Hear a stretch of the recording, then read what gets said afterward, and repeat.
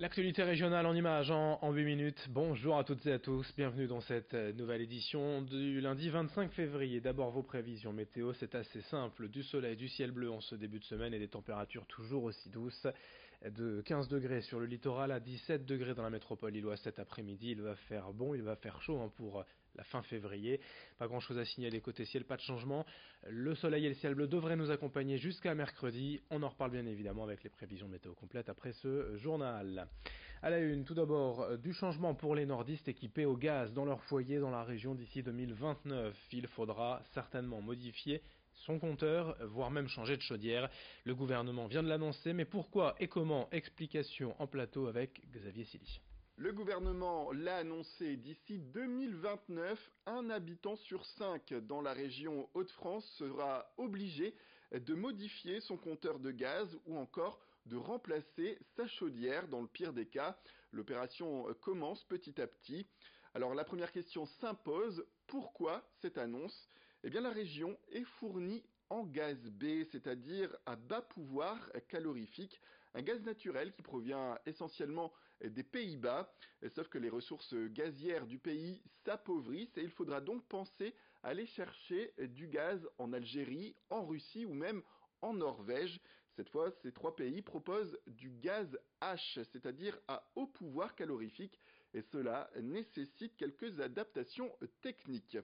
Alors, quels habitants seront concernés par ces changements? Eh bien, attendez-vous à devoir faire passer un technicien si vous habitez la métropole de Lille, l'Arajois, le Boulonnais, le Douaisis ou encore le Valenciennois. Et que les habitants de Dunkerque ou encore les habitants des Flandres se rassurent puisque les deux réseaux coexistent déjà. Alors que va-t-il se passer concrètement? Qu'est-ce qui vous attend? Un technicien devra adapter le compteur de gaz et potentiellement adapter la chaudière. Ce sera quelques petites modifications pour ainsi dire minimes. Dans ce cas, et qu'on se le dise, il n'y aura pas d'avance à faire. GRDF prendra tout cela en charge.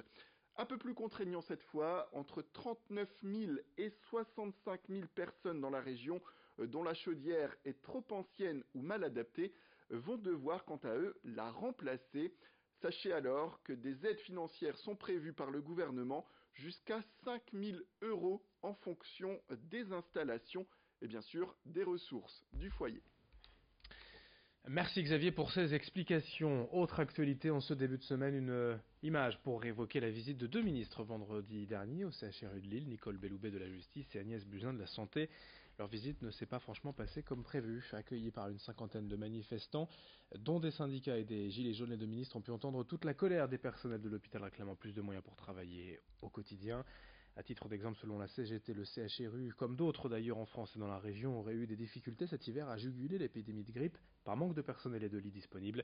Notez qu'en marge de cet accueil vigoureux, 5 manifestants ont été interpellés et Martine Aubry a pris à partie les deux ministres. La maire de Lille et présidente du CHRU de Lille s'est offusquée de ne pas avoir été prévenue suffisamment tôt à ses yeux de la visite des deux ministres. On en reparlera.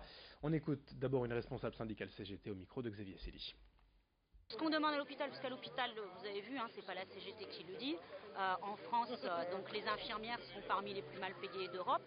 Ça a été mis à jour donc, par une enquête de l'OCDE. Pas d'ailleurs uniquement que les infirmières, c'est l'ensemble des agents hospitaliers, de l'ingénieur au cadre administratif, jusqu'aux soignants et jusqu'aux agents des services intérieurs. Les niveaux de salaire sont catastrophiques.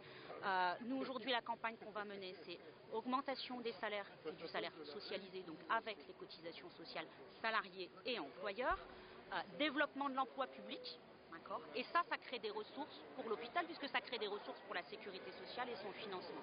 Donc aujourd'hui, moi je pense que la véritable question, si on doit tirer sur une ficelle pour débloquer la situation, c'est l'augmentation des salaires, c'est du coup l'augmentation des ressources de la sécurité sociale, du coup l'augmentation des ressources pour l'hôpital et donc des effectifs et donc les moyens d'accueillir et le développement du service public de proximité. L'extrait de ce coup de colère de Martine Aubry à voir directement sur nos pages Facebook. Voilà plusieurs semaines que le grand débat s'est ouvert en France, mais qu'en est-il de la question du handicap dans les 4 thèmes annoncés par le gouvernement? Selon Nicolas Karazievitch, non-voyant, aucun débat déjà organisé n'a réellement été accessible aux personnes en situation de handicap. Il a donc décidé lui-même d'organiser, d'animer un débat jeudi dernier à Fâche-Tuménil, près de Lille. Tout était prévu pour faciliter l'accès aux personnes à mobilité réduite ou celles malentendantes. Une boucle magnétique au sol installée pour capter le son du débat avec un appareil auditif. Le but de ce débat était, comme pour les autres, de faire un retour sur des thématiques telles que le pouvoir d'achat, le développement durable, l'emploi, la culture. Version handicap, explication au micro de Lucie Berthe Constant. Moi, je suis un fervent défenseur de l'innovation inversée et de la conception universelle, c'est-à-dire qu'aujourd'hui, on peut proposer des solutions qui viennent des personnes handicapées, mais qui vont être utiles à tous. Je vous donne un exemple concret. Les annonces sonores qu'on entend dans le métro, elles sont utiles évidemment pour les personnes malades et non-voyantes.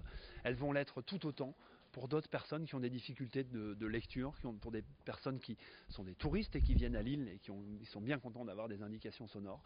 C'est ça, aujourd'hui, l'innovation inversée. La conception universelle, c'est finalement prendre en compte les besoins de chacun pour les mettre au service de tous. Et c'est, je pense, comme ça qu'on arrivera à vivre dans une société la société qu'on appelle plus inclusive. Moi, j'ai envie de dire même une société pour tous. Dans ce journal, on termine avec du sport, du vélo, à l'occasion du congrès annuel de la Fédération française de cyclisme, ce week-end à Roubaix. 250 personnes avaient rendez-vous au stable Vélodrome Couvert pour 3 jours de réunions et d'ateliers. Dans la région, on compte près de 6000 licenciés, c'est un chiffre en baisse. Aujourd'hui, c'est surtout le BMX et le VTT qui enregistrent une hausse du nombre de pratiquants. La fédération a choisi le Nord et le Stable pour son congrès annuel.